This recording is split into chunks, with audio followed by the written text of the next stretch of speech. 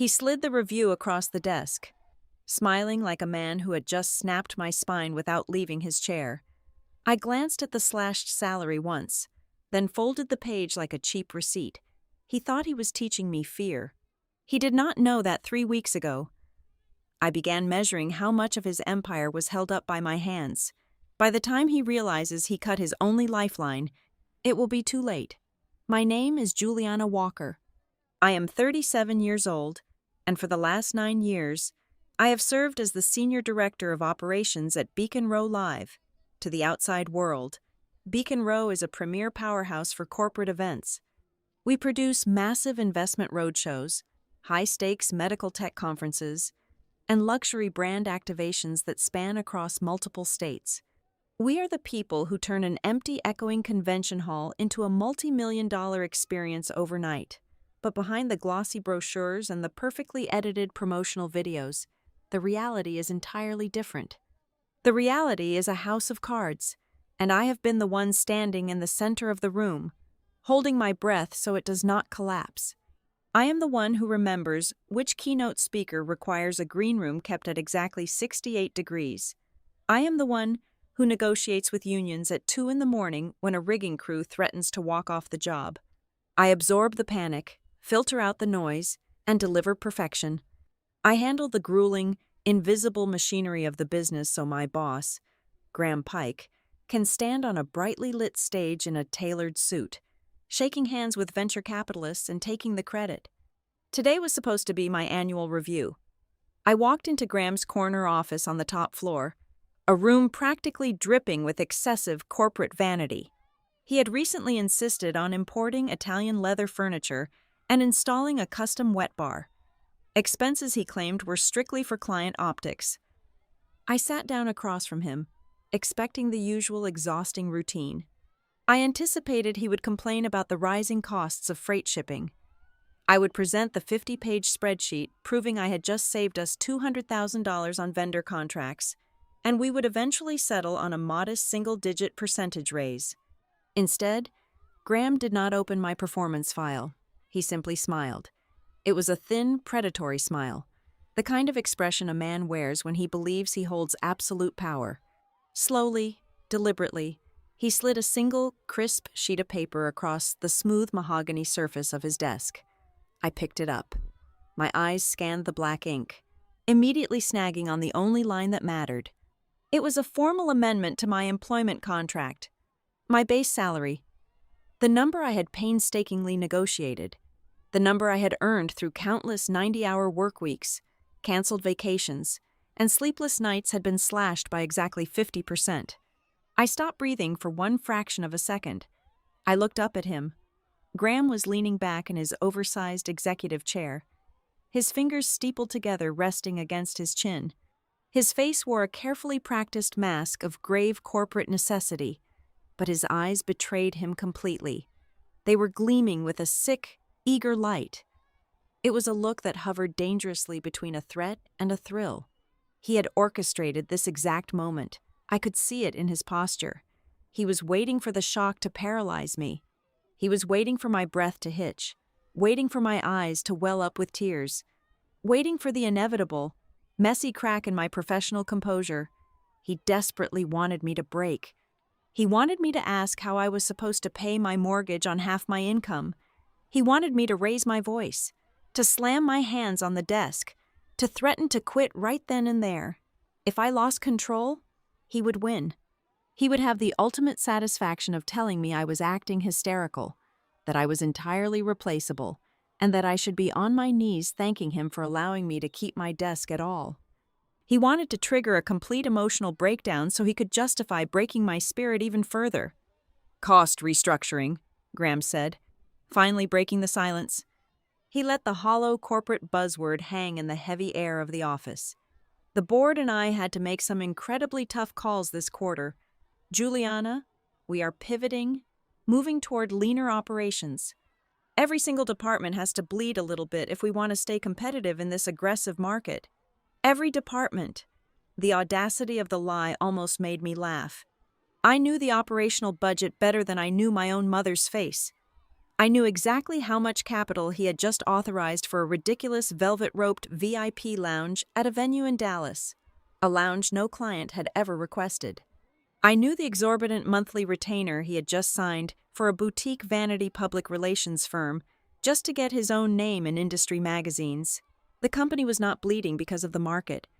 He was just draining my veins to water his own ego and cover his reckless financial tracks. I felt a sudden, violent spike of adrenaline hit my bloodstream. The heat of pure, concentrated humiliation flared in my chest. Every instinct I possessed demanded that I crumple the paper into a ball and throw it directly at his smug face. But I forced the heat down. I swallowed it whole and locked it away in a cold, airtight vault in the back of my mind. Emotion is a luxury you absolutely cannot afford when a mediocre man is actively trying to destroy your livelihood. I did not argue with him. I did not shed a single tear. I did not even ask him the word why. I kept my posture perfectly rigid and my voice entirely flat, stripping away any inflection that he could possibly interpret as weakness, panic, or anger. "Effective when?" I asked. Graham blinked hard. The question visibly caught him off guard. He had prepared for a drawn-out, emotional war of attrition, and instead, I had handed him a clipboard with a scheduling question.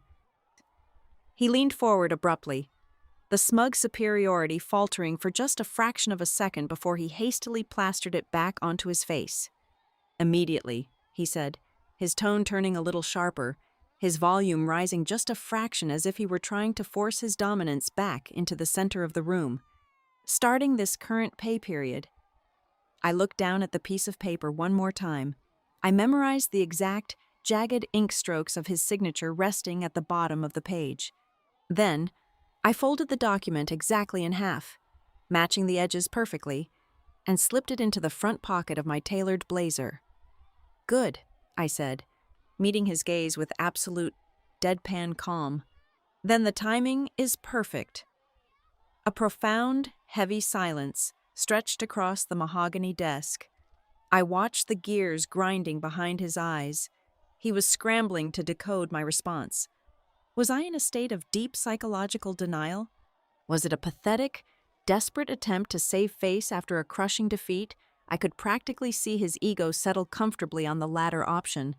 Men like Graham Pike always believe that a woman's silence is either an admission of submission or a symptom of shock. It never once crosses their minds that silence might actually be a calculated strategy. "I am very glad you are being a professional about this difficult transition, Juliana," he said, though the absolute certainty in his voice had vanished. "We really need everyone rowing in the exact same direction right now." "I have always been a professional, Graham," I replied smoothly, standing up from the chair. "I will get back to work." I turned my back on him and walked to the door. I did not storm out. I did not slam the heavy wooden door behind me. I closed it with a soft, decisive, and final click.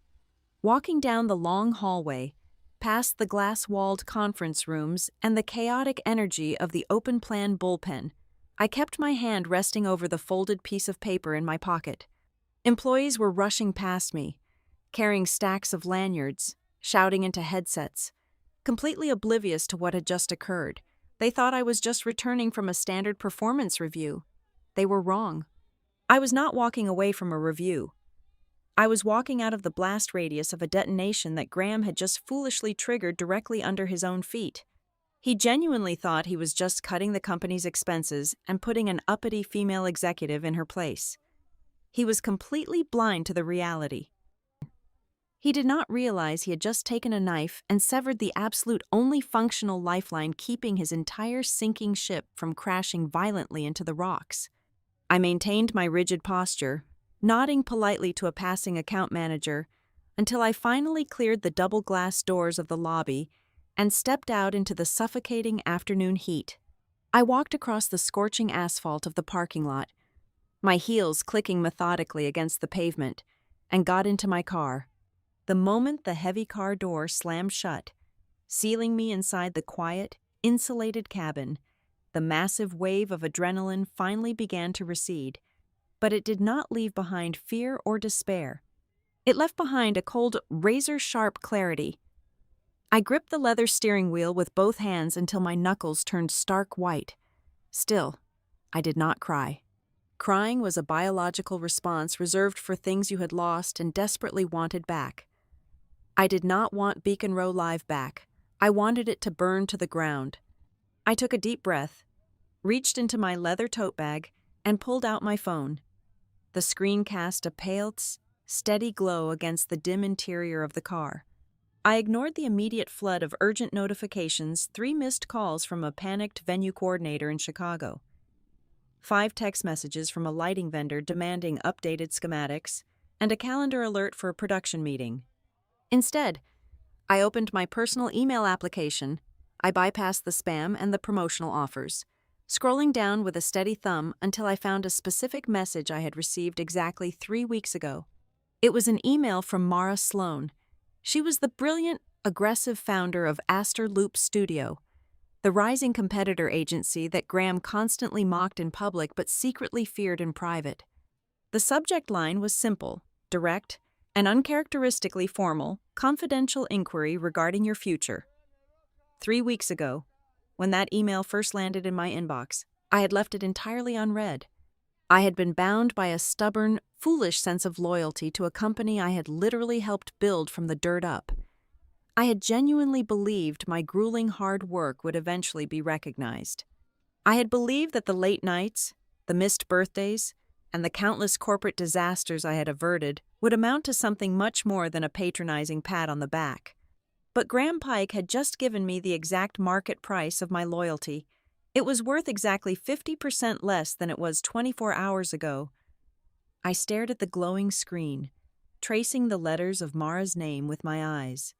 This was no longer just an ignored, unread email sitting in my inbox. It was the architectural blueprint for my permanent exit. It was the single spark that was going to ignite the powder keg Graham had so carelessly built around himself. I tapped the screen and opened the message. For nearly 9 years, I have been the structural integrity of Beacon Row Live. My business cards read Senior Director of Operations, a title that suggests I manage spreadsheets, approve vacation days, and perhaps oversee a team of mid-level managers. The truth is far more granular, far more exhausting, and infinitely less glamorous. I am the human mortar holding the bricks of this agency together. Without me, the entire edifice crumbles into a pile of expensive dust. Graham Pike operates entirely in the realm of optics. He is the man who thrives in the spotlight, the one who effortlessly glides across the ballroom floor with a flute of champagne, clapping venture capitalists on the back and posing for photographs against step-and-repeat backdrops. He speaks in sweeping visions, synergy, and market disruption. But if you were to ask him about the critical deadline for submitting the electrical grid layout to the fire marshal in Austin, or the specific municipal permits required to erect a 3-story temporary structure in downtown Chicago, his eyes would glaze over. He does not know how the engine works. He only likes to drive the car and wave at the crowd from the driver's seat. My domain is the subterranean machinery of the business. I know the things that actually keep the lights on. I know that the chief marketing officer at Halcyon Health Devices will unconditionally reject any proposal that uses the word disruptive, and that she prefers phone calls strictly between 8 and 9 in the morning on Tuesdays. I know that the loading dock manager at the primary convention center in Las Vegas will conveniently lose our freight if we do not send a box of premium cigars to his office exactly 1 week before load-in. I know that Marcus, the gruff, unyielding foreman for our preferred rigging crew, will happily pull a 36-hour shift to fix a collapsed truss, but only if I guarantee hot meals are delivered to his team every 6 hours. I also have to ensure his invoices are paid within 14 days, completely ignoring the standard net 90 payment terms Graham prefers to force upon our vendors. The industry magazines and trade publications like to attribute our massive multi-year contracts to the strong, dynamic brand presence of Beacon Row. That is a beautifully fabricated narrative. Heavyweight clients like Ironcrest Robotics, Calder Biosystems, and the Red Shore Financial Forum do not sign 7-figure renewal checks because they like our corporate logo or Graham's charming smile. They stay because I engineer their absolute safety. I am the one who noticed the critical structural flaw in the Calder stage design 2 days before their global keynote, quietly bringing in a secondary engineering firm to reinforce the steel before a catastrophic collapse could occur. I am the one who rerouted 300 Redshore executives through a sudden, blinding blizzard in Denver by commandeering a fleet of private charter buses when all commercial flights were grounded. I solved the crises in the deep shadows, ensuring they never breach the surface and become public scandals. To the clients, the events simply appear flawless. They assume Beacon Row is a well-oiled machine, completely unaware that I am the one manually turning the gears. Inside the office, the hierarchy on the organizational chart is practically meaningless. When a crisis hits, the line of desperate employees forms at my door, not the executive suite at the end of the hall. The travel department comes to me when a block of 500 hotel rooms evaporates into thin air due to a mysterious booking glitch. Vendor management seeks my immediate approval when a catering company suddenly doubles their quote 48 hours before a high-profile charity gala. The creative production team relies on me to tell them if their ambitious, floating, holographic projection is actually feasible within a historic venue's ceiling weight limits. Even finance operations, the people who technically report directly to Graham, quietly slip into my office to ask how to categorize emergency cash disbursements. They know Graham refuses to learn the accounting software and will only yell at them for disrupting his day. They come to me because I give them concrete answers, actionable solutions, and clear directions, not empty motivational speeches. This heavy reliance extends far beyond our own walls. The massive ecosystem of external partners, the actual entities that build the physical reality of our events, operates on a specialized currency of trust that I have personally minted over the last 9 years. Companies like Signal Forge Audiovisual and Atlas Venue Group do not bend their strict rules for Beacon Row. They bend them for Juliana Walker. The local printing houses, the union staging crews, the specialized event security firms, they all answer my calls on the first ring, whether it is 2 in the afternoon or 3 in the morning. They do this because my reputation is spotless. I do not scream at them when a delivery truck breaks down on the highway. I do not make empty yet manipulative promises about future exposure to secure a predatory discount today. When the lead technician for Signal Forge called me last month, frantic because a custom LED wall had shattered in transit, I did not threaten to sue him. I simply asked, "How quickly can you source a replacement, and what do you need from my end to clear the loading dock for an emergency drop?" Because I handled it with cold, practical efficiency. He drove 4 hours through the night to personally install the backup screen. I give our partners clear directives. I treat them with professional respect, and I ensure they are never thrown under the bus to appease an angry client. I shield them, and in return, they move mountains for me. I did not acquire this level of absolute operational control through corporate espionage, ruthless maneuvering, or strategic backstabbing. I built it brick by painstaking brick, using thousands of microscopic details. It is the quiet power of remembering the severe peanut allergy of a major sponsor's spouse. It is the power of knowing exactly which union delegate to call to expedite a late freight delivery without triggering a strike. It is the power of keeping my word, every single time, in an industry built entirely on fragile smoke, strategically placed mirrors, and broken promises. But in my relentless, exhaustive pursuit of operational perfection, I made a critical, almost fatal error. It is the exact same tragic mistake countless highly competent women make in corporate environments everywhere across this country. I became entirely too good at the backstage labor. I focused so intently on keeping the foundation solid, checking every beam and tightening every bolt, that I allowed someone else to stand on the roof and loudly claim he built the house himself. I made the active, daily choice to be the invisible system that supported everything, foolishly believing that merit, hard work, and flawless execution would eventually translate into equity, respect, and a proper title. I allowed Graham to be the face on the magazine covers, the voice on the client calls, and the signature on the massive checks.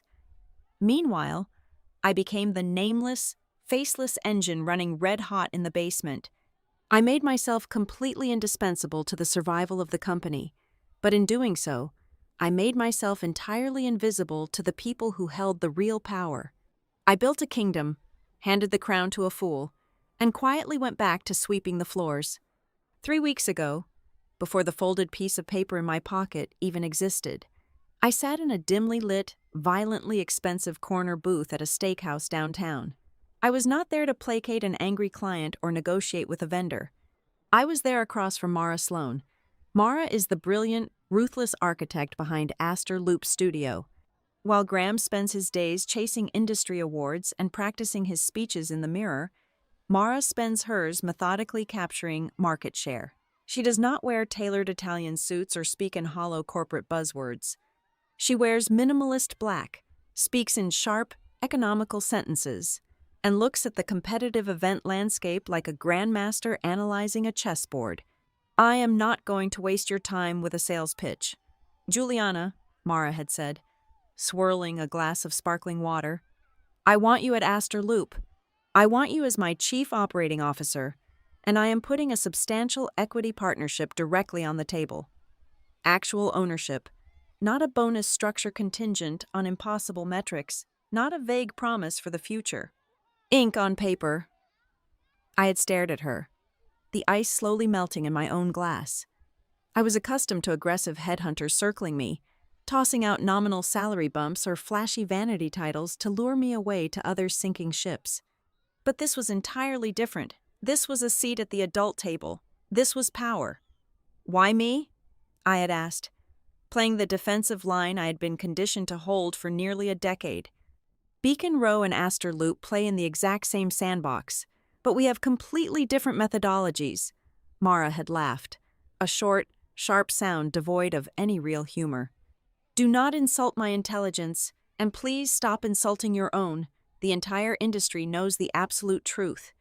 They know Beacon Row retains its heavy portfolio not because Graham Pike is a visionary leader, but because Juliana Walker is the person who actually executes the vision. He is a charismatic frontman for a band where you are playing every single instrument. I do not want his brand. I do not want his flashy client list. I want the engine. I want you.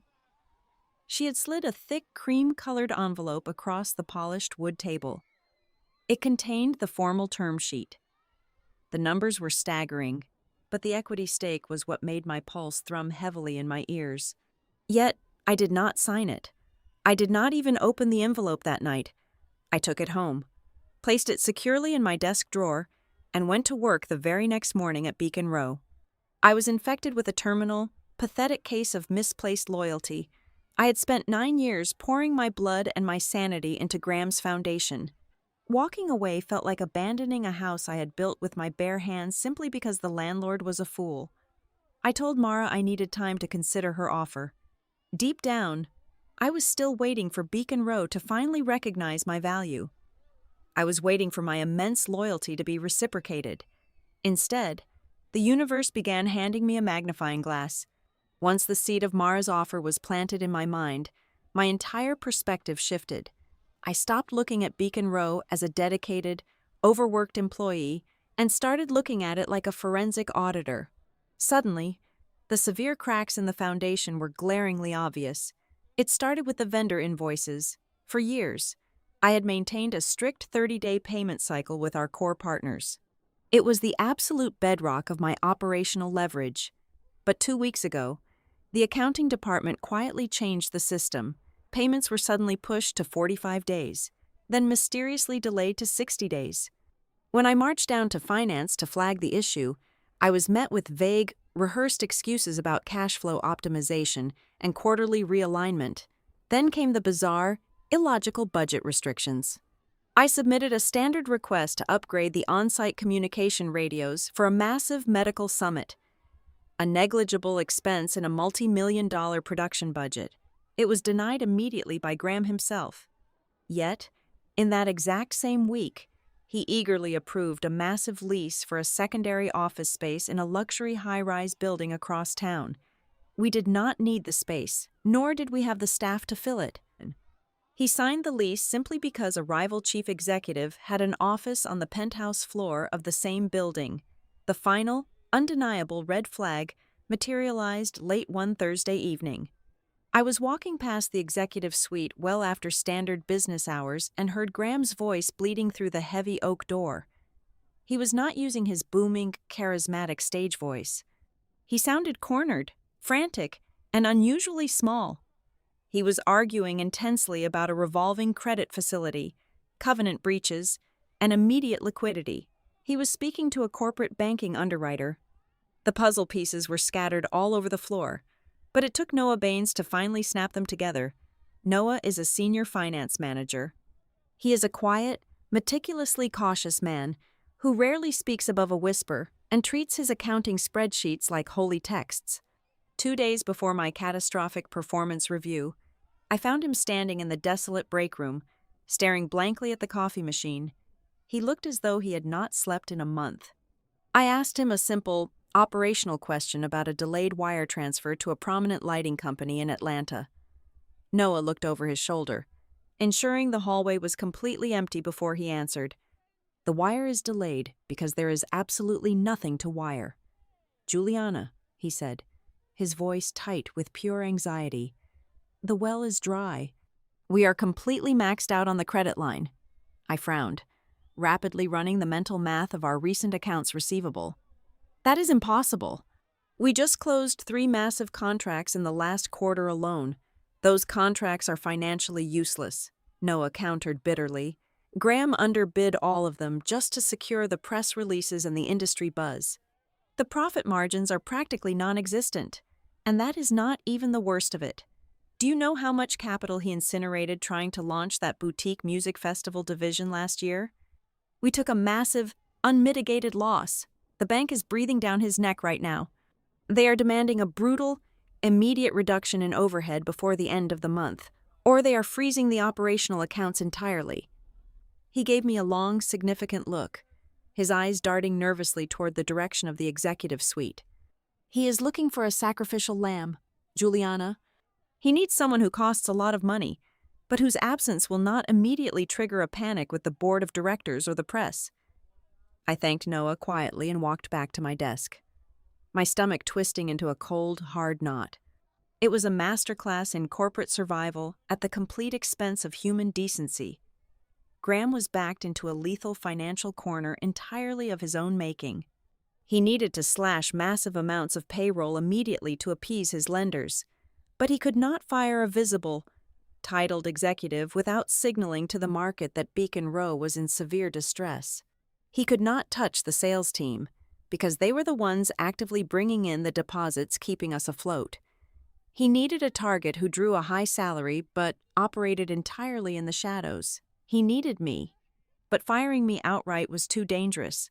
He knew, even if his ego would never allow him to admit it aloud, that the operational infrastructure would collapse overnight if I was simply terminated. So, he engineered a psychological trap designed with absolute, malicious precision. When the single sheet of paper detailing my salary reduction sat on his desk this morning, I understood instantly. By cutting my pay in half, he was forcing my hand into a corner. Option 1, I swallow my pride, accept the crushing humiliation, and stay. If I chose this, Graham instantly solves his massive cash flow problem while retaining the exact same flawless operational execution. He gets to keep his absolute best workhorse for half the price, us. Option 2. I refuse the insult and resign. If I walk away, I save him the trouble of paying a hefty severance package or justifying a termination to the Human Resources Department. More importantly, my departure gives him the perfect, impenetrable narrative. When the vendors inevitably revolt, when the events begin to fail miserably, and when the clients start asking angry questions, he will simply shake his head and play the tragic victim. He will tell everyone that Juliana Walker could not handle the pressure of the new market restructuring. He will say I lacked the necessary commitment to weather the storm.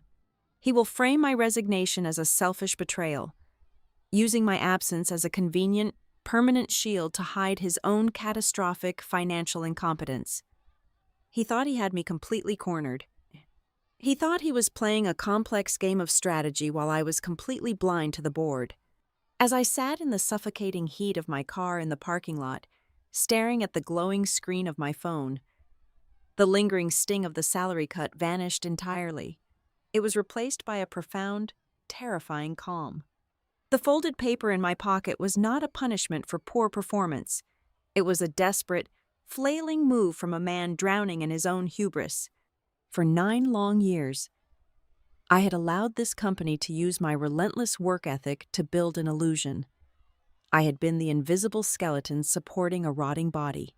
I had waited patiently for a narcissistic leader to suddenly develop integrity. When the paper slid across the desk, it was not a surprise. It was the final, undeniable signal that I had stayed entirely too long in a place that only knew how to use me. Graham Pike wanted to see what happened if he snapped the spine of his own company. He wanted to force me into a chaotic resignation. I was going to give him one, but I was not going to give him the messy, emotional, unprofessional exit he so desperately needed for his narrative.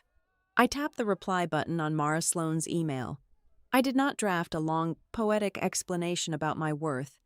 I typed a single, decisive sentence of acceptance, hit send, and finally started the engine of my car. I drove straight to a quiet coffee shop on the edge of the business district.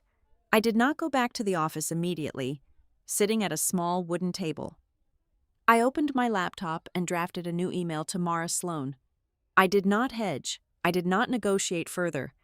I accepted the position of Chief Operating Officer at Aster Loop Studio, but I laid out my absolute baseline conditions in stark, undeniable terms. I required full, uncontested operational authority over the production teams. I required the equity partnership to be legally vested upon signing. And most importantly, I explicitly stated that I would never again function as the emotional shock absorber or the silent fixer for another executive's fragile ego. Mara replied within 15 minutes. Her response was a single word: agreed. At 3 o'clock that same afternoon, I walked back into the Beacon Row Live headquarters. I sat at my desk, opened a blank corporate letterhead document, and typed my formal resignation. I kept it ruthlessly brief. It contained no sprawling paragraphs about my 9 years of dedicated service. It contained no passive-aggressive remarks about my newly halved salary. It was a sterile, legally perfect document stating that I was providing my standard 2 weeks of notice, as stipulated in my original employment contract. I printed 2 copies, signed them in blue ink, and handed one directly to the head of Human Resources. I left the second copy squarely in the center of Graham Pike's empty mahogany desk. When Graham finally read it, he did not call me into his office to yell. He did not beg me to stay. He chose the path of petty, performative indifference. He spent the next 48 hours strolling through the bullpen, intentionally raising his voice just enough so I could hear him from my office. He told the creative directors and the sales team that I had been inflating my own role for entirely too long. He casually mentioned over by the coffee machines that Beacon Row was a dynamic, modern enterprise, and that our continued success did not depend on any single individual. He was practically vibrating with a false sense of victory, convinced that my quiet exit proved I was exactly the weak, easily replaceable subordinate he always believed me to be. He was so focused on winning the optics of the breakup that he completely failed to notice what I spent my final 2 weeks actually doing. Most people, when pushed to the absolute brink of professional humiliation, leave a trail of scorched earth behind them. They delete files, they hoard crucial contacts, they let critical deadlines slip through the cracks just to watch the fire burn. I did the exact opposite. I spent 14 days executing a handover process so thorough, so devastatingly professional, that it felt like laying out the surgical instruments for my own autopsy. I built massive, color-coded spreadsheets detailing every single upcoming event timeline for the next 6 months. I documented the exact status of every vendor contract, flagging potential logistical risks and highlighting key operational milestones. I created exhaustive standard operating procedure manuals for things I used to do purely from memory. But as I typed out these meticulous guides, a cold, satisfying realization settled over me. You can document a timeline. You cannot document trust. I could write down the primary phone number for the regional manager of the largest staging warehouse in the Midwest. But I could not write down the fact that he would only unlock the loading bay doors at 1 in the morning because he knew my voice, knew I would not waste his time, and knew I would personally guarantee his overtime pay. I could list the emergency contact for the vice president of Halcyon Health Devices, but I could not transfer the deep, psychological relief she felt when I walked into a chaotic ballroom and told her I had everything under control. Graham believed my value was tied to the tasks I completed. He never understood that my actual value was the unshakable faith I had cultivated with the people who performed the labor. Graham, in his infinite strategic wisdom, decided that my job was simple enough to be divided among 3 different mid-level managers. For my final 10 days, these 3 individuals orbited my desk like terrified satellites. They had been handed pieces of my portfolio but lacked the foundational context to understand any of it. Juliana, the newly appointed logistics lead, would whisper, hovering nervously by my door. Atlas Venue Group just rejected our revised rigging plot for the summit next month. The contract says we have until Friday. What do I tell them? I would look up from my meticulously organized screen. You tell them the contract is standard, but the fire marshal in that specific county requires a 10-day preliminary review for suspended weights exceeding 5,000 pounds. I usually submit a shadow draft directly to the inspector before the venue even sees it. The manager would stare at me, completely lost. How do I do that? You call the inspector, I would reply calmly, handing over another printed document, but he does not answer emails. You have to call his direct line between 7 and 8 in the morning. This happened dozens of times a day. The 3 managers were constantly running back to my desk, holding my own handover documents like useless maps in a foreign country. Every panicked question they asked only illuminated the massive, terrifying gap between my job description on paper and the crushing reality of what I actually carried. A few of the senior coordinators, the ones who had been in the trenches with me for years, could smell the ozone in the air. They knew a catastrophic storm was brewing just over the horizon. During my final week, 2 of them cornered me in the break room. They looked exhausted and deeply afraid. They asked if they should start polishing their resumes. I did not use the moment to recruit them to Aster Loop. I was bound by my strict exit terms, and I refused to play dirty when playing clean is so much more lethal. Do not panic, I told them softly, making sure the hallway was clear. But you need to protect yourselves immediately. Keep your project files impeccably clean. Document every single directive Graham gives you in writing. If he gives you a verbal order that contradicts a vendor agreement or a budget limitation, you follow up with an email asking for written confirmation. Do not let your names become the shield he uses to deflect his own mistakes. The shield always takes the damage. They nodded slowly, the gravity of my warning settling into their shoulders. When Friday finally arrived, my departure was completely unremarkable. There was no farewell cake in the conference room. There were no grand speeches or forced applause. At exactly 5 o'clock in the evening, I shut down my computer for the final time. I wiped the hard drive of my personal passwords and left the corporate device precisely in the center of the desk, perfectly aligned with the edges of the docking station. I picked up a single, small cardboard box containing my framed degree, a coffee mug, and a pair of emergency flat shoes I kept under my desk. I did not take a single piece of proprietary company data. I did not download a master client list to a hidden flash drive. I did not forward internal emails to my personal account. I walked down the long corridor, past the glass-walled offices, and pushed through the heavy lobby doors. The warm evening air hit my face, smelling intensely of hot asphalt and freedom. I walked to my car and placed the small box on the passenger seat. I left Beacon Row Live entirely empty-handed, taking absolutely nothing that legally belonged to them. I only took the one asset Graham Pike could never cut, claim, or control. I took my reputation, and without it, his company was nothing more than an empty, expensive shell waiting to collapse under its own weight.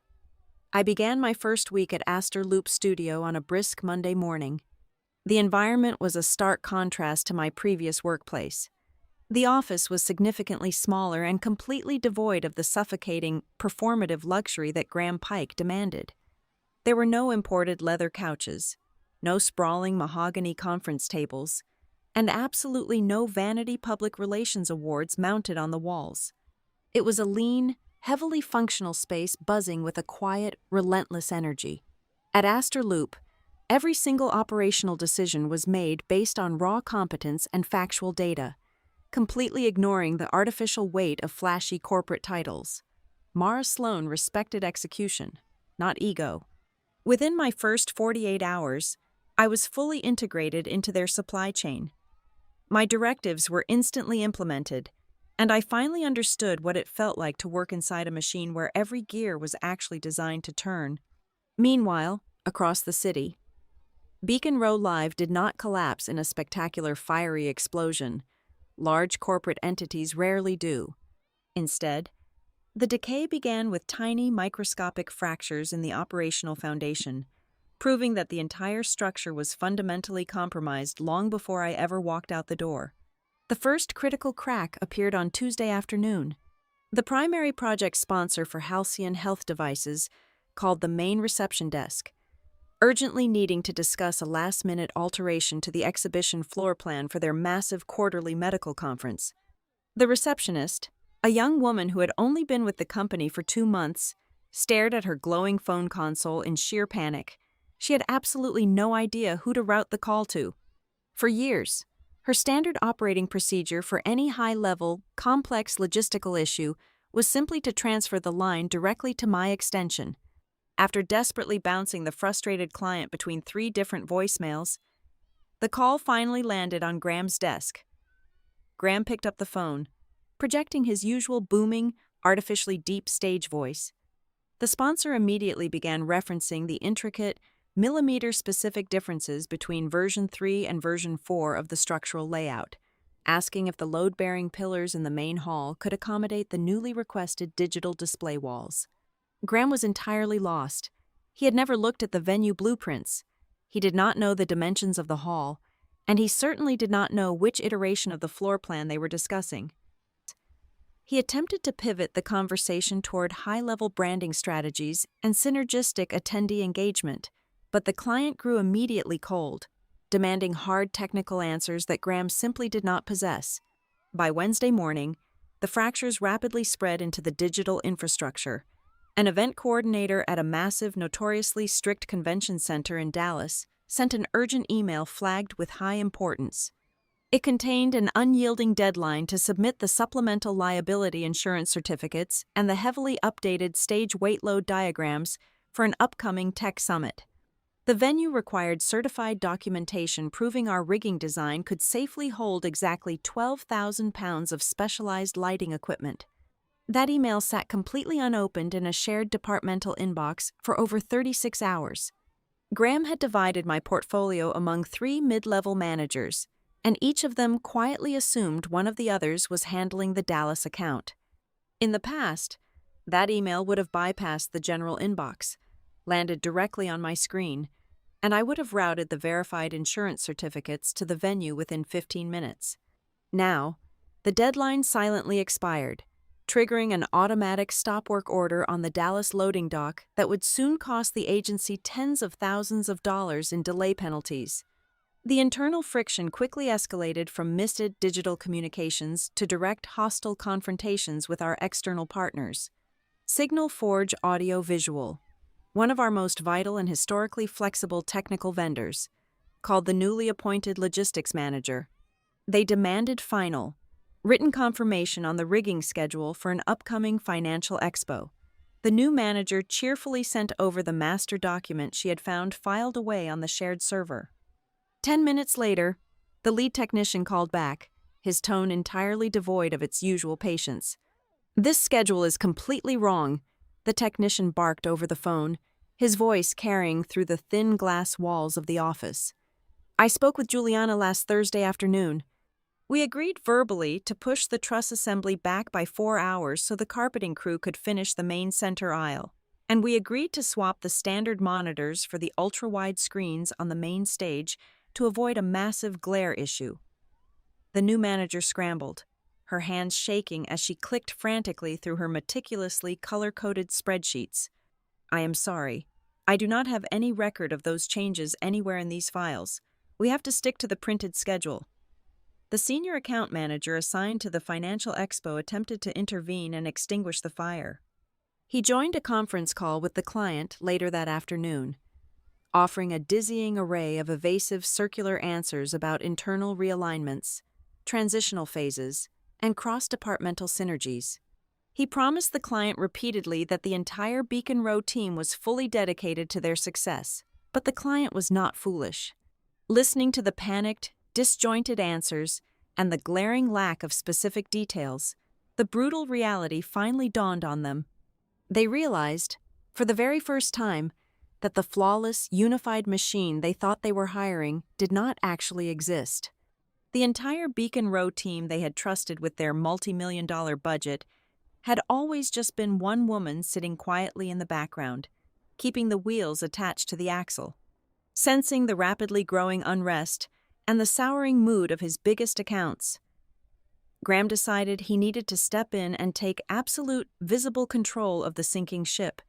He began aggressively inserting himself into daily production calls, a space he had historically avoided at all costs, but his forceful presence only accelerated the disaster. He spoke constantly in broad, sweeping strokes. He demanded that the teams leverage their dynamic paradigms and focus on the holistic client journey. He tossed around an endless stream of hollow corporate buzzwords, but the moment a vendor asked him a direct, practical question about generator fuel capacity, union labor meal penalty rules, or local fire marshal permit regulations, he froze completely. He repeatedly exposed the embarrassing fact that he only understood the thin layer of fresh paint on the outside of the building, completely ignorant of the structural beams holding it up. The external vendors, the absolute lifeblood of the high-stakes event industry, were the first to formally change their posture. They remained strictly polite and professional, but the invisible, invaluable grace period vanished overnight. The printing houses refused to process any rush orders without a signed purchase order and a 50% cash deposit up front. The staging companies completely stopped holding premium equipment in reserve based on a quick phone call and a handshake. The security firms rigidly enforced their 72-hour cancellation penalty clauses without exception. They no longer bent over backward to solve our problems. They no longer ignored late invoice payments. And they certainly no longer worked through the night simply because they were asked nicely. The phrase, "because Juliana said so," had been the single strongest currency Beacon Row possessed, and that account was now completely bankrupt. I did not witness this chaotic unraveling firsthand. I heard about it in quiet, deliberate fragments throughout the week. My phone buzzed constantly with social calls and text messages from former colleagues, stressed account managers, and trusted vendor partners. They initially called to politely check in on my new role, but they inevitably spilled the chaotic details of the unfolding disaster across town. They described the mounting panic, the severely missed deadlines, and Graham's increasingly erratic, defensive behavior. I sat at my clean, organized desk at Aster Loop studio, listening to a venue manager from Chicago describe how a new Beacon Row coordinator had accidentally booked the heavy machinery delivery at the exact same time as the VIP catering load-in, causing a massive logistical bottleneck that shut down an entire city block for 3 hours. I did not laugh at the story. I did not feel a sudden rush of vindictive joy, nor did I celebrate the misery of the people I had left behind. Instead, a profound, quiet clarity washed over me. I looked at my new computer monitor, watching my highly capable team at Aster Loop flawlessly execute a complex logistical plan. The absolute truth was finally laid bare for the entire industry to see. Beacon Row Live did not suddenly lose its capability in a single week. It did not experience a sudden, tragic stroke of bad luck or market turbulence. The company had always been entirely empty inside. The only thing they actually lost was the one woman who had spent 9 grueling years desperately trying to hide Graham Pike's profound incompetence from the rest of the world. And now, the curtain had been ripped down, and there was absolutely nowhere left for him to hide. It took exactly 22 days for the first major pillar of Beacon Row Live to formally collapse. I did not push it. I did not even lean against it. I simply stood across the city and watched as the foundation gave way entirely on its own. The phone call came on a Tuesday morning. I looked down at my glowing screen and saw the name of the Vice President of Marketing for Halcyon Health Devices. For a brief second, I let the phone ring, carefully running through my legal obligations. I was bound by a standard non-solicitation clause from my previous employment. I knew the rules intimately. I could not poach. I could not lure. And I absolutely could not initiate contact to draw business away from Graham. But the law is very clear about free market agency. If a client finds themselves standing in a burning building, you are not legally prohibited from opening the door when they come knocking on yours. I answered the call on the fourth ring. "Juliana," the vice president said, her voice tight with a mixture of exhaustion and profound irritation. "I am going to ask you a very direct question, and I need a very direct answer. Is Aster Loop Studio currently accepting new pitches for the upcoming fiscal year?" I kept my voice perfectly measured. "We are expanding our portfolio for the next year." "Yes. But to be entirely transparent, I cannot legally solicit your business or initiate any transition discussions." "You are not soliciting anything," she replied sharply. "I am actively looking for a new agency. Beacon Row just bungled our third-quarter vendor contract so badly that my legal team had to step in and mediate. Graham got on a call yesterday and called me by the wrong name twice. I am done. I want to send you our request for proposal by the end of the day. I will look for it in my inbox," I said softly. When Mara and I built the pitch for Halcyon, we did not waste a single second bad-mouthing Beacon Row. Trashing your competitor is a weak strategy used by people who have nothing substantial to offer. Instead, we built a presentation rooted in the one thing Graham could never provide. We offered absolute, unvarnished operational truth. We did not bring glossy brochures or mood boards filled with abstract concepts. We brought a meticulously detailed logistical timeline. We presented a fully transparent budget where every single vendor markup was clearly capped at 15%, eliminating the hidden fees Graham used to pad his margins. Most importantly, we included a comprehensive risk assessment document. We looked the client in the eye and called the potential disasters by their actual names. We outlined exactly what would happen if a venue lost power, if a union strike occurred during load-in, or if a keynote speaker canceled at the last minute. And we provided the exact contingency plans for each scenario. We won the Halcyon contract within 48 hours. Their departure from Beacon Row did not create a massive, noisy public spectacle. Halcyon simply declined to renew their retainer, quietly paid their final invoices, and walked away. But in the tight-knit ecosystem of corporate events, silence is often much louder than a shout. Other massive accounts started paying closer attention. They began noticing the missed deadlines, the sudden turnover in their account management teams, and the distinct lack of the invisible friction-proofing they had grown accustomed to. They started asking themselves why everything used to feel so effortless, and why every single event now felt like a chaotic emergency. Then came the surprise that genuinely made me smile. A man named Spencer quit his job at Beacon Row.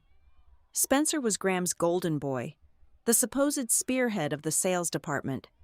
Graham used to parade him around the office, loudly praising him for closing massive deals and bringing in millions of dollars in fresh revenue. But the dark secret of Beacon Row was that Spencer was nothing more than a charismatic liar. He would sit in a room with a prospective client and promise them the moon. He would guarantee them a custom-built floating stage over a lake for $50,000, or promise a 3-day turnaround on complex municipal permits that legally took 3 weeks to process.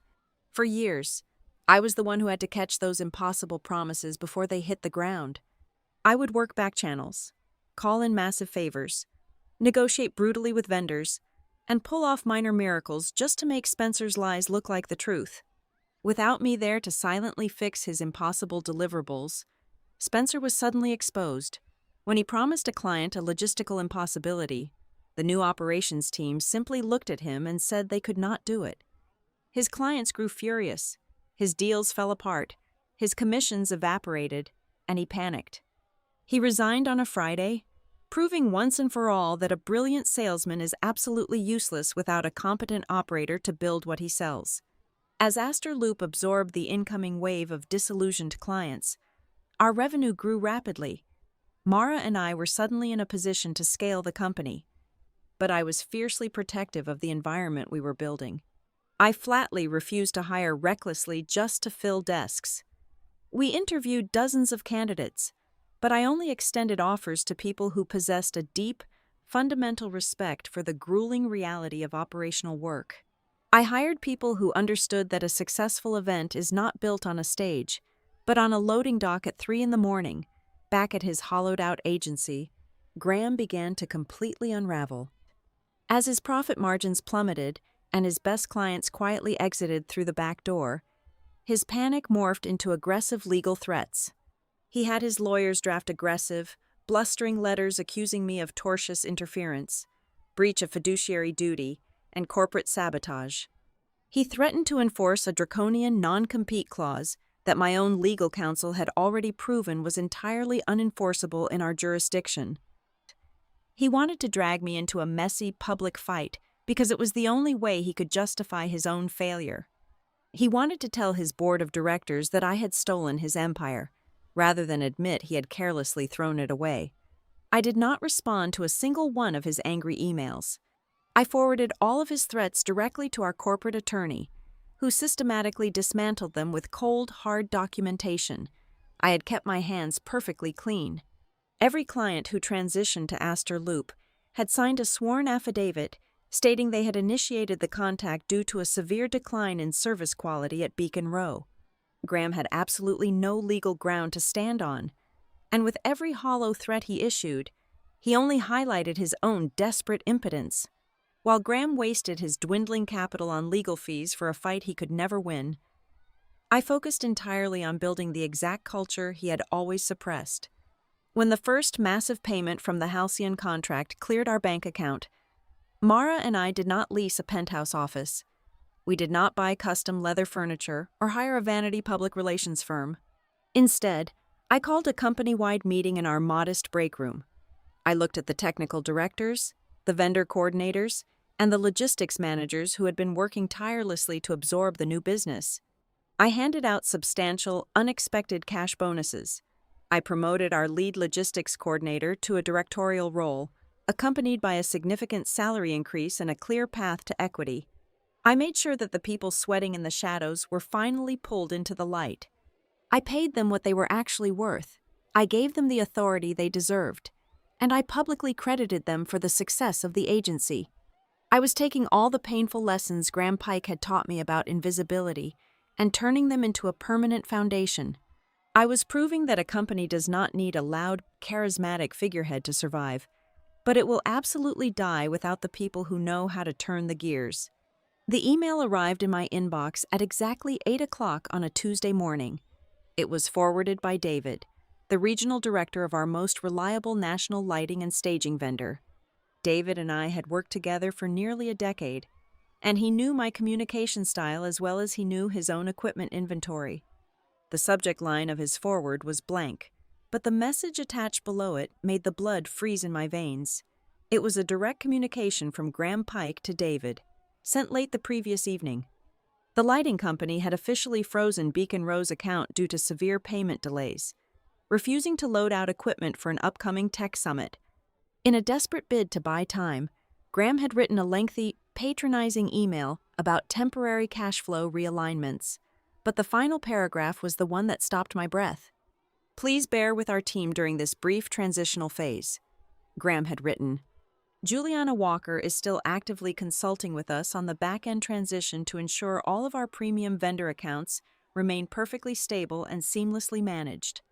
Your patience is appreciated while she finalizes this handover." I stared at the glowing screen, reading the words a second time to ensure I was not hallucinating. I was not insulted. Insult is a minor, emotional reaction to a slight. What I felt was the sudden, sharp drop of genuine danger. Graham was not just telling a pathetic lie to save face. He was committing active corporate fraud. He was actively impersonating my professional influence to manipulate a vendor into extending credit to a company that was rapidly going bankrupt. He was using my reputation as collateral without my consent. If Beacon Row inevitably defaulted on those invoices, the vendors would have a paper trail suggesting I was involved in the deception. He was tying me to a sinking ship I had already abandoned. I stood up immediately, walked down the short hallway of the Aster Loop studio office, and stepped into Mara's workspace. I turned my laptop around and pushed it across her desk. Mara read the email once, her jaw tightening.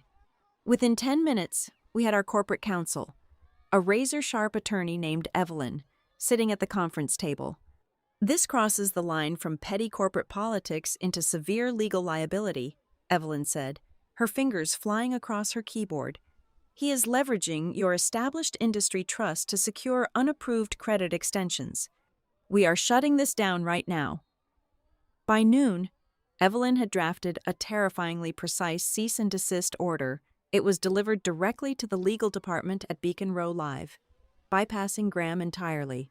The document demanded the immediate cessation of any unauthorized use of my name, my likeness, my professional history, or any implied ongoing association with their agency. It required a legally binding, signed acknowledgement from their board of directors within 24 hours, explicitly stating that I was no longer an employee, a consultant, or a shadow operator for their firm. I hit send on the final approval, feeling a grim satisfaction. I thought the cease and desist would be the most explosive event of the week. I was entirely wrong. The real detonation happened the very next afternoon. My personal cell phone rang. The caller ID displayed the name Noah Baines, Noah, the senior finance manager who had quietly warned me about the dry credit lines weeks ago, sounded completely out of breath. He asked if I could meet him at a small, anonymous diner located 3 towns over from the business district. He insisted on a place where absolutely no one from the industry would recognize us. When I slid into the vinyl booth an hour later, Noah looked as though he had aged 10 years. He was clutching a thick, unlabeled manila folder. He ordered a black coffee, his hands shaking slightly as he wrapped his fingers around the porcelain mug. "I resigned this morning," Noah said, keeping his voice barely above a whisper. "I packed my desk before anyone else even arrived at the office. I am done. Juliana, I cannot be legally attached to what Graham is doing anymore." I leaned forward, the noise of the clattering diner fading into the background. "What exactly is he doing?" "Noah?" He slid the manila folder across the sticky table. "He is drowning, and he is trying to pull everyone else under the water so he can stand on their shoulders." I opened the folder. Inside was a stack of printed financial dashboards, internal memorandums, and email transcripts. They were not just messy accounting errors, they were the meticulously documented anatomy of a betrayal. Noah carefully explained the timeline. 6 weeks ago, long before my catastrophic performance review, Beacon Row's primary commercial lender had threatened to freeze the entire revolving credit facility. Graham had spent millions of dollars on vanity projects, luxury office spaces, and disastrous festival investments. The bank demanded an emergency audit. To secure a crucial extension on the loan, Graham had to prove 2 things: that the operational foundation of the company was highly profitable, and that he was taking immediate, aggressive steps to slash overhead costs. "Look at the presentation slides he gave the bank," Noah instructed, pointing a shaking finger at the top document. I looked. I recognized the formatting immediately. It was my data. Graham had taken my quarterly operational spreadsheets, my vendor efficiency metrics, my client retention rates, and my flawless event execution scores, and slapped his own name on the cover page. He sat in a room with a panel of severe loan officers and used the exact systems I had built from scratch to prove that his company was a safe investment. He used my unblemished track record to secure the financial lifeline. "He used your success to keep the doors open," Noah said grimly. But then the bank demanded the massive payroll cuts. He needed to show an immediate reduction in executive compensation before the next quarter began. "That is when he targeted you." I turned to the next page in the folder. It was a printed email from Graham to the external human resources consultant, dated 3 days before he slid that piece of paper across my desk and cut my salary in half. My name was at the very top of a hit list. But the context was what made my stomach physically turn. Graham had not just planned to slash my pay. He had carefully orchestrated a psychological trap, fully expecting me to walk away. And he had already written the script for my departure, the drafted memorandum, intended for the board of directors and key investors, outlined a completely fabricated narrative. It stated that as Beacon Row transitioned into a highly demanding, agile restructuring phase, Juliana Walker was demonstrating severe signs of burnout and an inability to adapt to modern corporate pressures. It suggested that my operational methods were outdated, and that my eventual departure would be the unfortunate result of my own professional limitations. He was never going to fire me outright, because that would require severance pay and invite a wrongful termination lawsuit. Instead, he planned to humiliate me, force me to resign, and then use my resignation as proof that I was weak.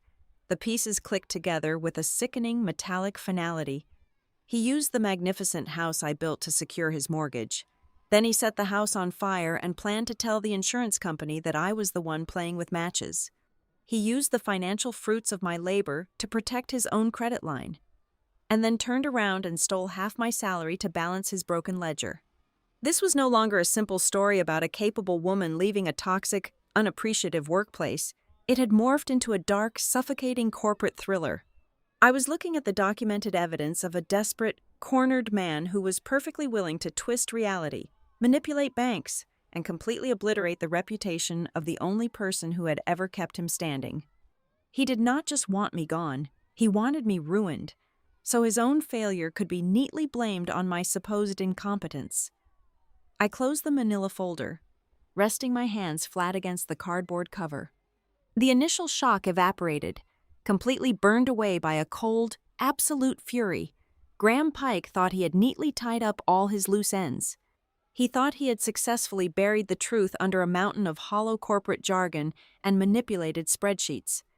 He did not realize that I was now holding the shovel. I looked across the table at Noah. The terrified accountant was waiting for me to break down, to panic, or to call a lawyer in a hysterical fit. Instead, I carefully placed the folder into my leather bag and took a slow sip of my water. Graham had spent his entire career underestimating my intelligence, but his greatest mistake was underestimating my memory. I knew exactly where every single one of his financial skeletons was buried, because I was the one who had been forced to dig the graves, and now, armed with the exact coordinates, I was going to unearth every single one of them. The walls were rapidly closing in on Graham Pike. The commercial bank was circling. The essential vendor credit lines were practically frozen, and the quiet industry whispers had escalated into a deafening roar. Desperate for a massive influx of cash and a high-profile victory to convince the market that Beacon Row Live was still a premier agency, Graham decided to gamble absolutely everything on a single, monumental project. He aggressively pursued the comprehensive operational contract for the Medaxis Innovation Forum. Medaxis was not a standard, easily managed corporate retreat. It was a sprawling, notoriously complex medical technology convention. It required coordinating highly sensitive logistical webs, managing unforgiving schedules for world-renowned surgeons, navigating the delicate egos of top-tier pharmaceutical sponsors, and ensuring a flawless, premium on-site experience for over 5,000 demanding attendees. To secure the massive contract, Graham underbid the project by hundreds of thousands of dollars. He slashed the projected operational budget to the bone, entirely convinced he could simply duplicate the historical formulas I had meticulously built for previous medical summits. He genuinely believed the static formula itself was the magic, completely failing to understand that the formula only survived reality because I had been the one constantly calibrating it in real time. Without my hands on the wheel, the internal infrastructure at Beacon Row began to violently tear itself apart under the crushing weight of the Medaxis demands. The chaos was not theatrical. It was terrifyingly mundane and catastrophic. The newly appointed account managers immediately mixed up the complex sponsorship tier deliverables, accidentally promising premium main-stage branding to a mid-level local vendor, while entirely ignoring the primary international financial backer. The overwhelmed hotel coordinator misaligned the master room blocks, accidentally releasing over 300 premium suites back to the general public precisely when the most important VIP delegates were scheduled to arrive. Crucial venue load-in paperwork was sent to the wrong municipal department, and the incredibly detailed, minute-by-minute service checklists required for the high-net-worth attendees were completely abandoned because no one on the remaining staff knew how to interpret the tracking codes I had developed. My personal phone began to ring late at night. The calls were not from angry executives. They were from the terrified junior coordinators and mid-level managers still trapped inside the Beacon Row office. They did not call to gossip or complain. They called because they were staring directly at an approaching disaster and lacked the institutional authority to stop it. They were desperate, terrified that their own professional reputations would be permanently destroyed by the impending Medaxis catastrophe. They have the massive catering load-in scheduled at the exact same time as the heavy audiovisual rigging, a former colleague whispered frantically to me on a Tuesday evening, her voice shaking. The venue dockmaster is going to lock us out. Juliana, Graham told me to just make it work. I do not know how to make it work. I listened to their panic, my heart genuinely aching for the talented people caught in the crossfire, but I refused to step in. I offered a few calm words of general advice, strictly reminding them to document every single impossible directive they were given in writing. But I did not jump into the burning building to extinguish Graham's fires. I had to let the rotting structure fall. Instead of looking backward, I channeled every ounce of my energy, focus, and operational fury into Aster Loop Studio. While Beacon Row crumbled, Mara and I took on a massive, highly visible regional financial summit spanning 3 major cities. We executed the entire multi-city tour with surgical precision. We delivered the complex series under budget, ahead of schedule, and without a single logistical friction point.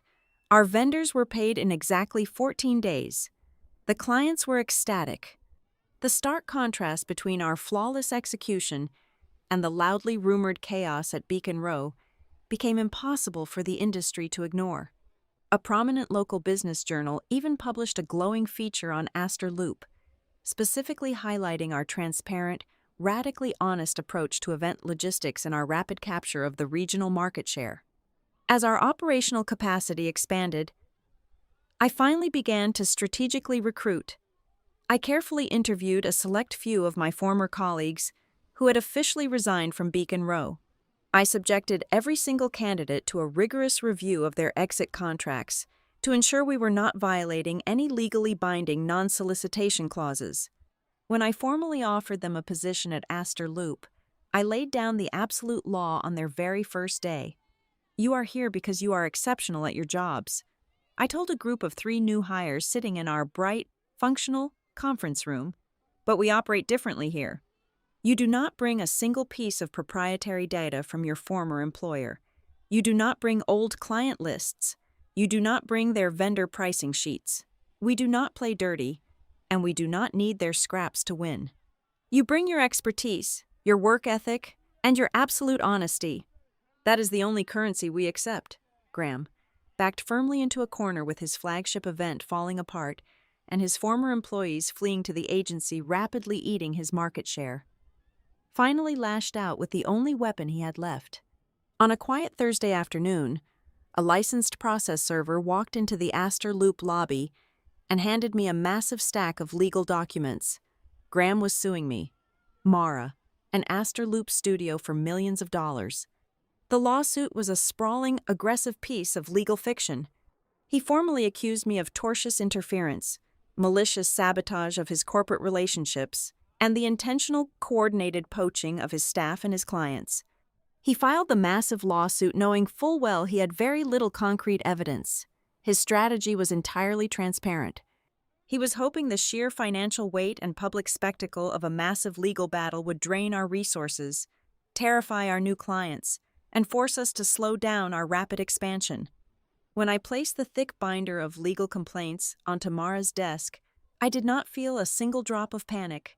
I did not tremble, and I did not raise my voice. I felt an electrifying surge of cold, focused anticipation. Mara looked up from the front page, her eyes narrowing sharply. He is trying to bury us in legal fees. He wants to force a quick, quiet settlement so he can tell his board he won. He is not going to get a settlement, I replied smoothly, tapping the heavy binder with my index finger. Give this directly to Evelyn. Tell her we are going to fight every single line of this in open court. Graham had spent his entire career successfully hiding his incompetence behind closed doors, manipulating narratives, and forcing people like me to quietly clean up his disasters. He genuinely believed this aggressive lawsuit would terrify me and force me back into a submissive, defensive posture. He completely forgot how the legal system actually works. By formally initiating a lawsuit, he had inadvertently unlocked the exact mechanism that would permanently destroy him. A lawsuit meant moving directly into the discovery phase. It meant mandatory legal subpoenas. It meant that every single internal communication, every manipulated financial dashboard, every delayed vendor invoice, and every panicked email he had sent over the last 12 months would be forcibly dragged out into the brutal, unforgiving light of day. He thought he was writing the final, humiliating chapter of my career, but he had just legally mandated the publication of his own complete failure. The ultimate truth was finally going to be told, and this time, the time-stamped data would do all the talking. Evelyn's office was a fortress of pristine white walls and towering stacks of cardboard banker's boxes. The discovery phase of Graham's lawsuit had officially commenced, and just as I had predicted, the legal mandate to produce internal communications was acting as a wrecking ball against his fragile, fabricated narrative. I sat across from Evelyn on a rainy Tuesday morning, watching her meticulously organize a fresh stack of printed emails. She did not look like a defense attorney fighting a multi-million-dollar corporate sabotage case. She looked like an apex predator examining a particularly satisfying catch. He genuinely thought he could bury these documents in the recent server migration, Evelyn said, her voice laced with sharp amusement as she slid a highlighted piece of paper across the desk. He completely forgot that metadata is entirely permanent. I picked up the paper. It was a direct communication from Graham to his chief financial officer, dated exactly 4 days before my infamous performance review. The language was cold, transactional, and legally devastating. Graham had explicitly written that they needed to, quote, reset compensation before the lender call, end quote. The following paragraph detailed his precise strategy to, quote, force a decision, end quote, from me before the new financial quarter officially began. There was absolutely no mention of my actual job performance. There was no discussion of operational inefficiencies or changing market dynamics. It was a premeditated financial ambush designed solely to appease his bankers. Evelyn handed me a second, thicker folder. This one contained a chronological audit log directly from the Human Resources Department. It gets significantly worse for him, she noted, tapping the top page with her pen. Look closely at the timestamps on these performance review notes. I scanned the digital log. The Human Resources Director had entered 3 separate, highly critical notes regarding my supposed lack of leadership and poor communication skills. But the system timestamps showed these entries were created at 9 o'clock at night, a full 48 hours after I had already handed in my formal resignation. Graham had panicked, realizing I was actually walking away without an emotional fight. He had desperately ordered his staff to retroactively fabricate a negative performance history to legally justify the massive salary cut he had already executed. He was building a fake crime scene after the body was already gone. It is a completely manufactured paper trail, Evelyn stated flatly, closing the folder. And we have the internal witness to prove it? Noah Baines had officially retained his own legal counsel and formally agreed to provide a sworn deposition for our side. His forthcoming testimony was the final nail in the coffin. Noah was prepared to state on the legal record that Beacon Row leadership explicitly utilized aggressive salary reductions of senior operational staff as a deceptive, short-term mechanism to artificially inflate their cash flow metrics for the commercial lenders. He would testify that the root cause of the company's financial distress was entirely tied to Graham's extravagant, unauthorized vanity expenditures, completely exonerating my management of the production budgets. To completely shatter the tortious interference claim, Evelyn had also secured ironclad written affidavits from two of our largest newly acquired accounts, including the vice president of Halcyon Health Devices. Both corporate executives swore under penalty of perjury that their transition to Aster Loop Studio was in no way prompted by solicitation or coercion on my part. Their sworn statements explicitly cited Beacon Row's sudden, catastrophic inability to fulfill basic contractual obligations as the sole reason for their departure. The legal trap Graham thought he was setting for me had turned into a concrete bunker, and he had locked himself inside with the key on the outside. While Graham's legal foundation rapidly disintegrated in the absolute privacy of Evelyn's office, his operational reality was publicly imploding on the convention floor of the Medaxis Innovation Forum. The medical technology convention had finally arrived, and the reports leaking out from the venue were apocalyptic. Because Graham had gutted the operational budget and alienated his best vendors, the intricate production timeline had instantly fractured. The structural rigging crews, furious over unpaid invoices from previous months, rigidly refused to work a single minute of uncompensated overtime. As a result, the massive overhead lighting trusses were still sitting on the bare concrete floor just 4 hours before the main exhibition doors were scheduled to open. Major pharmaceutical sponsors, massive companies that had paid hundreds of thousands of dollars for premium branding placements, arrived to find their custom-built booths shoved into poorly lit, low-traffic corners. The newly hired floor managers had completely misinterpreted the zoning blueprints and were desperately trying to shift heavy structures at the last possible minute. The most damning failures, however, occurred in the highly sensitive VIP sectors. High-net-worth investors, keynote speakers, and world-renowned surgeons were left wandering the massive convention halls without guides. They complained loudly to anyone who would listen that the on-site hospitality teams had absolutely no idea how to execute the complex, personalized service briefs they required.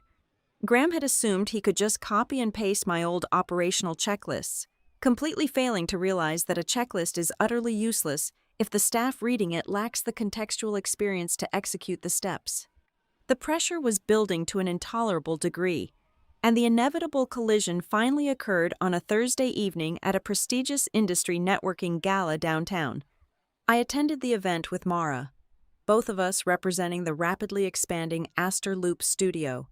The high-ceilinged ballroom was packed with event professionals, venue directors, and heavy-hitting corporate clients. The ambient noise was a loud, continuous roar of clinking cocktail glasses and strategic business conversations. I was standing near the center of the room, calmly discussing a future partnership with a regional catering director, when the atmosphere around me suddenly shifted. The casual chatter in my immediate vicinity dropped to a dead, highly uncomfortable silence. I turned around. Graham Pike was standing less than 3 feet away from me. He looked absolutely atrocious. His usually immaculate, custom-tailored suit hung loosely on his frame, and the charming, camera-ready smile he normally wore like polished armor was completely gone. His eyes were bloodshot, darting around the room with a frantic, cornered energy. He had obviously been drinking heavily, but the alcohol had not dulled his panic. It had only stripped away his thin veneer of professional restraint. He stepped aggressively into my personal space, completely ignoring the catering director who quickly backed away to avoid the blast radius. Graham leaned in, his voice pitched low, carrying a venomous, trembling rage that was far more dangerous than a loud shout. "Are you happy now, Juliana?" he hissed, the sharp smell of expensive scotch heavy on his breath. "Are you enjoying the show? You tore my entire agency apart from the inside out. You poisoned the vendors against me. You stole my best clients. You destroyed absolutely everything I built just because you were too selfish to stay and do your job." The surrounding guests were entirely silent, their eyes locked onto us, holding their collective breath. They fully expected a dramatic screaming match. They expected me to aggressively defend myself, to call him a liar, or to flee the room in sheer embarrassment. I did not take a single step backward, I did not break eye contact. I let his desperate, pathetic accusations hang in the heavy air for a long, agonizing moment. I felt absolutely no anger. I felt no urge to list his corporate crimes or mention the devastating legal documents currently sitting in my attorney's office. I was simply looking at a drowning man violently demanding that the water apologize for his lack of a boat. "I did not break your company, Graham," I said. My voice was cold, perfectly steady, and loud enough for every single person standing in our circle to hear with absolute clarity. "I just stopped carrying it." Graham physically recoiled. His mouth opened, but no words came out. The absolute, undeniable truth of my statement hit him like a physical blow to the chest. He looked frantically around the circle of onlookers, desperately searching for a single sympathetic face, but he found absolutely nothing but quiet, judging stares. The industry knew the truth. They knew exactly who did the grueling work in the shadows, and they knew exactly who stood on the stage to take the credit. He spun around and practically ran toward the exit, his posture completely broken and defeated. I watched him disappear through the heavy brass doors of the ballroom, turning my attention calmly back to the catering director as if nothing had happened. The severe tension in the room slowly dissipated, replaced by a new, unspoken reverence directed toward me. The final countdown had officially begun. The frivolous lawsuit was still pending, but it was nothing more than a ticking time bomb waiting to detonate in his own face during the upcoming legal hearings. His flagship Medaxis event was an absolute freefall, actively hemorrhaging money and permanently destroying his remaining industry credibility. The commercial lenders and private investors were growing violently impatient, demanding immediate, concrete answers for the missing revenue and the chaotic public relations disaster unfolding before their eyes. The breaking point was approaching with terrifying speed. I could feel the intense pressure dropping in the atmosphere, signaling the final, massive explosion. But as I stood there in the ballroom, taking a slow sip of my sparkling water, I felt entirely at peace. When the shockwave finally hit, when the entire hollow facade of Beacon Row Live finally collapsed into rubble, absolutely no one would be able to place the blame on my shoulders ever again. The absolute collapse of Beacon Row Live did not happen in a loud, dramatic courtroom. It happened inside a sterile, heavily soundproofed conference room on the 44th floor of a neutral corporate law firm downtown. The catastrophic failure of the Medaxis Innovation Forum had triggered a massive financial panic, forcing an emergency mediation session. Sitting around the massive oak table were the commercial lenders, a furious group of private investors, the deeply unsatisfied Medaxis client representatives, and a very pale, visibly shaking Graham Pike. I was also there, sitting perfectly still next to my attorney, Evelyn. We had been formally invited by the investors, who demanded full transparency regarding Graham's pending lawsuit against Aster Loop Studio, as it represented a massive, undisclosed financial liability capable of tanking the entire agency. Graham genuinely believed he could spin his way out of the disaster. He opened his mouth, prepared to deliver another hollow monologue about market recalibrations and unforeseen logistical headwinds. But Evelyn did not let him speak. She did not raise her voice. She simply opened a thick black leather binder and began sliding printed documents across the polished wood surface. "Before we discuss the operational failures of the Medaxis event," Evelyn stated, her voice slicing through the heavy air, "we need to address the fraudulent foundation currently keeping this company afloat." She placed the first piece of paper directly in front of the lead commercial lender. It was the internal email Graham had sent, explicitly demanding his team reset my compensation before the lender call. The banker read it, his expression immediately hardening into stone.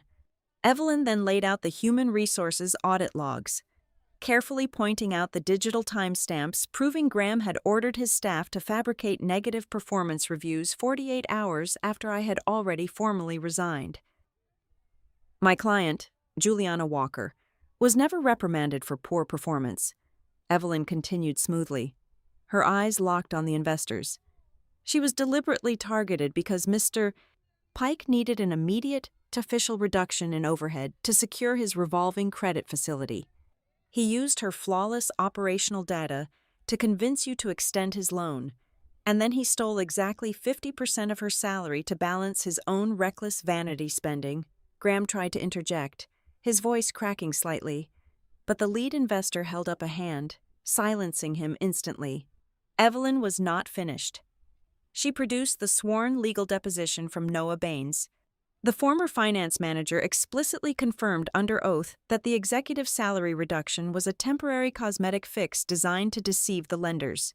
He swore on the record that Graham had intentionally positioned me as the designated scapegoat for the inevitable financial collapse of the agency. The final fatal blow did not even come from my side of the table. The senior client representative for Medaxis leaned forward, his face flushed with pure anger. "We did not sign this massive contract because of Graham Pike," the Medaxis executive said, glaring directly across the table at Graham. "We signed because we were explicitly promised that Juliana Walker's operational frameworks would be utilized. Even after she left, your team repeatedly invoked her name, implying she had trained the new staff and left a foolproof system in place to guarantee our success. You used her past reputation to extend our trust, and you delivered an absolute, unmitigated disaster. We are formally terminating our contract for cause, effective immediately." The silence in the room was absolute and suffocating. The investors stared at Graham, completely disgusted. The commercial lenders looked at their legal counsel, silently calculating how quickly they could freeze the remaining financial assets. In that single, devastating moment, the entire narrative Graham had spent months aggressively building was entirely incinerated. The investors realized that he was not just a wildly incompetent operator who had ruined their flagship event. He had actively increased their legal and financial exposure by deliberately obfuscating my departure, lying to their largest clients, and committing outright corporate fraud to protect his own ego. The lead investor did not yell. He simply looked at Graham with cold, empty eyes. "Graham, you are hereby stripped of all executive operating authority, effective right now. You will hand over your access credentials to our legal team before you leave this building. We will be taking immediate control of the board." As Graham sat there, completely paralyzed by the sheer magnitude of his defeat, Evelyn quietly closed her binder. The multi-million-dollar lawsuit he had filed against Aster Loop and myself evaporated into thin air. The evidence presented in that room legally proved that clients were abandoning Beacon Row entirely due to a severe, verifiable decline in service quality, completely destroying his desperate claims of illegal poaching. I stood up, pushed my chair back, and walked out of the conference room. I did not look back to gloat. I did not need to see the expression on his face. The victory was not found in his destruction. It was found in my own absolute vindication. 10 minutes later, as I stood in the marble lobby waiting for the elevator, the heavy wooden doors of the mediation suite opened. Two of the primary Beacon Row investors walked out and approached me. They looked exhausted, carrying the heavy burden of a collapsed corporate portfolio. "Juliana," the older investor said, his tone carrying a new, profound level of respect, "we are going to liquidate the remaining assets and dissolve the current corporate structure. But there is still a core team of decent operational staff up there, and a few remaining contracts. We want to know if Aster Loop Studio would be interested in a structured buyout. We want to know if you want to take over the pieces and rebuild it. We can put you right in Graham's chair." It was the ultimate, poetic twist of fate. The universe was handing me the exact throne Graham had so jealously guarded for nearly a decade. I could walk back into that corner office, sit behind that massive mahogany desk, and rule over the ashes of the empire I had built and he had destroyed. I looked at the two men, offering them a small, polite smile. "No, Miyahao. Thank you," I replied firmly. "I appreciate the offer, but Aster Loop Studio is not interested in acquiring broken foundations. We build our own." I did not need to conquer his old kingdom to prove my worth. I was already building something infinitely stronger. At Aster Loop, I would continue to selectively hire only the people who truly respected the grueling, invisible labor of production. I would only accept the clients who willingly sought out our absolute transparency. I would continue to expand my own agency, fueled entirely by the exact same honest, relentless philosophy that had saved me from going down with his ship. When the elevator arrived, I stepped inside and pressed the button for the ground floor. As the heavy metal doors slid shut, I felt a profound, untouchable sense of peace.